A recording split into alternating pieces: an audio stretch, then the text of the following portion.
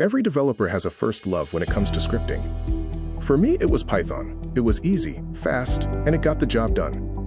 Then I moved into the JavaScript ecosystem, which I still use today. But recently, my daily driver for scripts has shifted.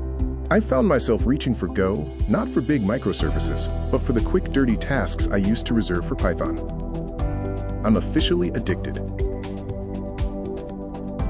People think of Go as this rigid systems language, but they're missing the magic of the workflow.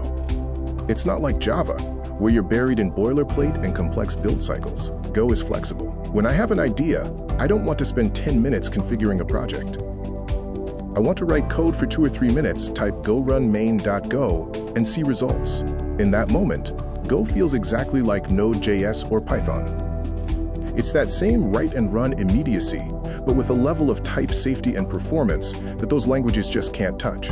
No hurdles, no overhead, just the work starting the second I hit enter. I've put this into practice across the board. I've built web crawlers that handle massive concurrency without breaking a sweat. I've written data mining and log processing scripts where Go's memory efficiency keeps my system stable, even with gigabytes of data. Recently, I've been using it for transcription and translator scripts, processing language files with incredible speed.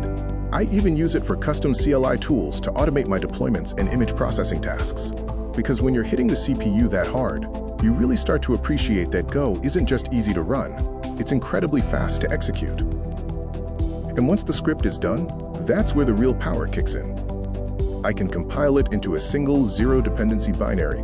I can drop that file onto any server or give it to a colleague, and it just works. No virtual environments, no node_modules, no which version of Python are you on. It's the ultimate set it and forget it workflow. We've spent years thinking we had to choose either the speed of an interpreted script or the power of a compiled language. Go proves that's a false choice. It gives me the agility to experiment in minutes and the muscle to handle production-level data. It has fundamentally changed how I approach problem solving, turning what used to be quick scripts into high-performance tools without any extra effort.